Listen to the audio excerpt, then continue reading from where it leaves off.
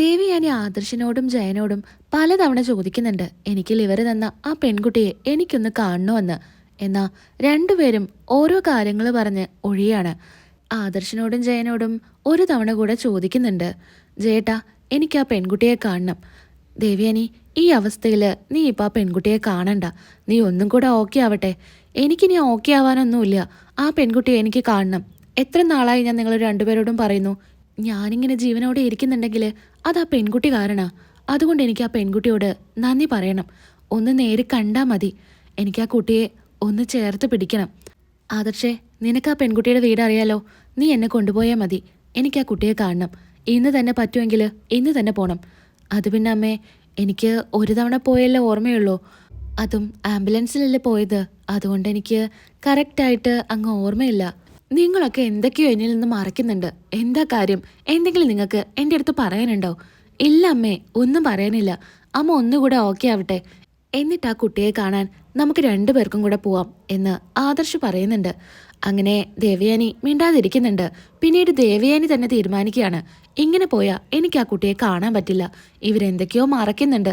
അതുകൊണ്ട് ആ കുട്ടിയുടെ അഡ്രസ്സ് കണ്ടെത്തി നേരിട്ട് പോയി കാണാമെന്ന് ദേവയാനി തീരുമാനിക്കുകയാണ്. ദേവിയാനി അങ്ങനെ റൂമിൽ വിഷമിച്ചിരിക്കുകയായിരിക്കും. അങ്ങോട്ടേക്ക് അനാമിക വരുന്നുണ്ട്. എന്താ വല്യമ്മേ? വല്യമ്മയ്ക്ക് എന്താ സങ്കടം പോലെ? എന്തെങ്കിലും പ്രശ്നമുണ്ടോ? ഇല്ല മോളെ, എനിക്ക് സങ്കടം ആ പെൺകുട്ടിയെ കാണാഞ്ഞിട്ടാ. ഞാൻ ആദർശനോടും ജയനോടും പലതവണ പറഞ്ഞു എനിക്ക് ആ പെൺകുട്ടിയെ ഒന്ന് കാണണമെന്ന്. എന്നിട്ട് എന്നെ ഇതുവരെ കാണിക്കാനായിട്ട് കൊണ്ടുപോയിട്ടില്ല. ഇപ്പോഴും പറയുന്നത് അമ്മ ഓക്കെ ആയിട്ട് കൊണ്ടുപോവാ എന്നാ. ആ കുട്ടി അങ്ങനെ ഒരു ത്യാഗം എനിക്ക് വേണ്ടി ചെയ്തില്ലായിരുന്നെങ്കിൽ ഞാനിപ്പോൾ ഇവിടെ ഇരിക്കില്ലായിരുന്നു. അതുകൊണ്ട് ആ കുട്ടിയെ എനിക്കൊന്ന് കാണണം. അത് മാത്രമേ എനിക്കിനി ഒരു ആഗ്രഹമുള്ളൂ. വല്യമ്മയെ പോലെ ഞാനും ആഗ്രഹിക്കുന്നുണ്ട് വല്യമ്മേ, ആ കുട്ടിയെ ഒന്ന് കാണാൻ. വല്യമ്മ ഒരു കാര്യം പറയേ, ആദർശേട്ടനോട് അഡ്രസ്സ് പറഞ്ഞു തരാൻ പറ. നമുക്ക് രണ്ടുപേർക്കും കൂടെ പോയി കാണാം. ഇത് കേട്ട് ദേവിയാനി പറയുന്നുണ്ട്, അവൻ അഡ്രസ്സ് അറിയില്ലെന്നാ പറയുന്നേ. അറിയില്ലെന്നോ? ആദർശേട്ടന് അറിയാതിരിക്കാൻ വഴിയില്ലല്ലോ.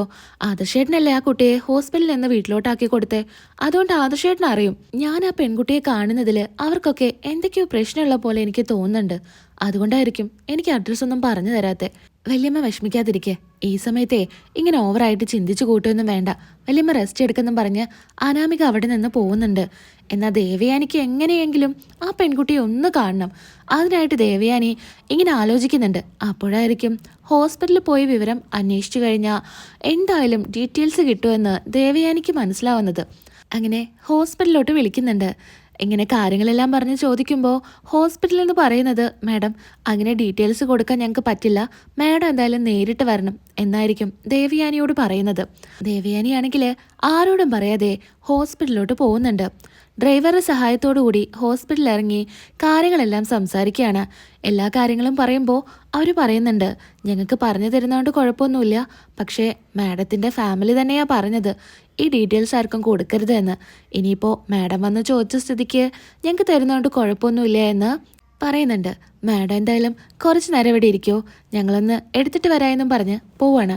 ദേവയാനിക്കാണെങ്കിൽ ആ പെൺകുട്ടിയെ കാണുന്നതിൻ്റെ ആ ഒരു ത്രില്ലിങ്ങിലായിരിക്കും ഇരിക്കുന്നുണ്ടായിരിക്കുക.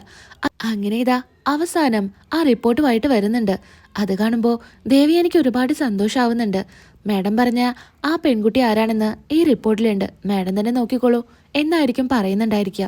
വേഗം തന്നെ ദേവയാനി അത് തുറന്നു നോക്കുകയാണ്. നോക്കുന്ന സമയത്ത് നയന എന്നായിരിക്കും പേര്. പെട്ടെന്ന് നയന എന്ന് കേൾക്കുമ്പോൾ ഒരു ഞെട്ടലോട് കൂടി ബാക്കി ഡീറ്റെയിൽസ് എല്ലാം ദേവയാനി നോക്കുമ്പോൾ ദേവയാനിക്ക് മനസ്സിലാവാണ്, ഞാൻ കാണാൻ ആഗ്രഹിച്ച പെൺകുട്ടി എൻ്റെ മരുമകൾ നയനയാണെന്ന്. ഒരു വലിയ ഷോക്കോട് കൂടിയായിരിക്കും ദേവയാനി നിൽക്കുന്നുണ്ടായിരിക്കുക. അപ്പോൾ നയനയാണ് എനിക്ക് ലിവർ തന്നത്. അതുകൊണ്ടാ എല്ലാവരും അവളെ ഇത്രയധികം സ്നേഹിക്കുന്നത്. ഞാനൊഴികെ എല്ലാവരും ആ സത്യം അറിഞ്ഞിട്ടുണ്ട്.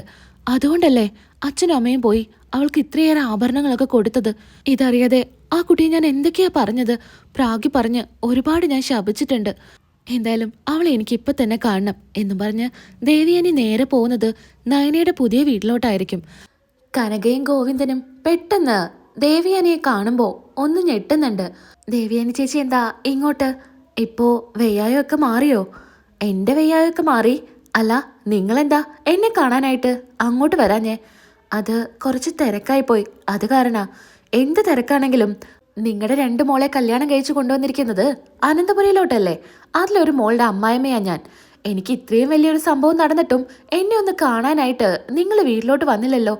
വേണ്ട, കള്ളം പറഞ്ഞ് ബുദ്ധിമുട്ടണ്ട. എനിക്ക് മനസ്സിലാവും നിങ്ങളുടെ അവസ്ഥ. ഞാനെന്തായാലും എല്ലാ സത്യങ്ങളും അറിഞ്ഞിട്ടാ ഇങ്ങോട്ട് വന്നിരിക്കുന്നേ. ഇനി നിങ്ങളായിട്ട് എന്നോട് കള്ളൊന്നും പറയണ്ട. ഇത് കേട്ട് ആകെ പേടിച്ചായിരിക്കും കനക നിൽക്കുന്നത്. കാരണം ഇതൊക്കെ അറിഞ്ഞ് ആകെ ദേഷ്യപ്പെട്ടാണ് ദേവയാനി വീട്ടിലോട്ട് വരുന്നതെന്നായിരിക്കും കനക ചിന്തിക്കുന്നത്. എനിക്ക് നയനയൊന്ന് കാണണം. നയന എവിടെ? നയന റൂമിലിരിക്കുന്നുണ്ട്. അങ്ങനെ അങ്ങോട്ട് ചെല്ലുകയാണ്. റൂമിലോട്ട് ചെല്ലുമ്പോൾ നയന ഡ്രസ്സ് മടക്കി വയ്ക്കുകയായിരിക്കും. പെട്ടെന്ന് ദേവയാനിയെ കാണുമ്പോൾ പെട്ടെന്ന് അമ്മേ അമ്മ എന്താ ഇവിടെ എന്ന് ചോദിക്കുകയാണ്. എന്തേ, എനിക്കിങ്ങോട്ട് വരാൻ പറ്റില്ലേ? നീ എന്നെ ഇവിടെ ഒട്ടും പ്രതീക്ഷിച്ചില്ല അല്ലേ? അത് പിന്നെ അമ്മ അങ്ങനെ ഇങ്ങോട്ടൊന്നും വരാറില്ലല്ലോ. അങ്ങനെ പേടിച്ചുകൊണ്ട് നയന നിൽക്കുകയാണ്. അല്ല, നീ ഇനി സ്ഥിരമായിട്ട് ഇവിടെ നിൽക്കുകയാണോ? ആ ചോദ്യം കേട്ട് നയന ഒന്നും മിണ്ടാ നിൽക്കുകയാണ്. അല്ല, നിനക്ക് മുത്തശ്ശനും മുത്തശ്ശിയും ഇങ്ങോട്ട് കുറെ ആഭരണങ്ങളൊക്കെ കൊണ്ടു തന്നല്ലോ.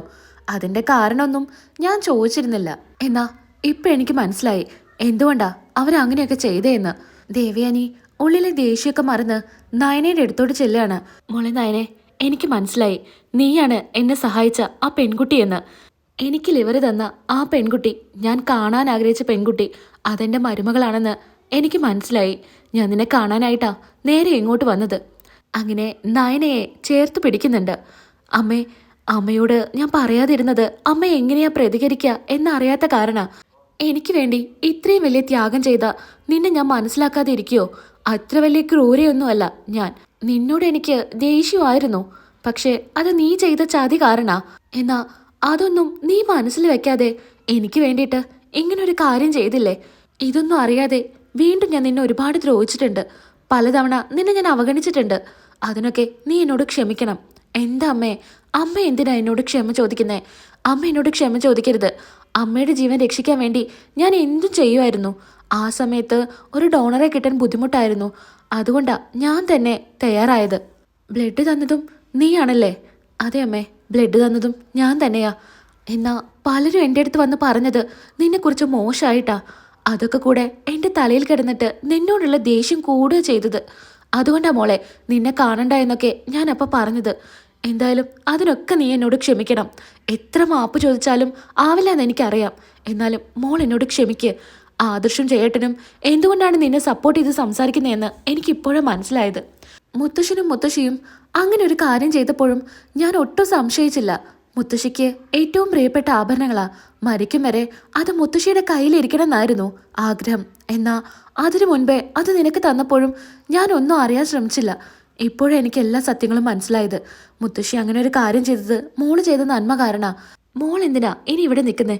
എൻ്റെ കൂടെ അനന്തപുരിയിലോട്ട് പോരെ. അമ്മേ, അത് പിന്നെ അമ്മയെ വിളിക്കുന്നേ. അമ്മയുടെ കൂടെ അനന്തപുരിയിലോട്ട് പോരെ.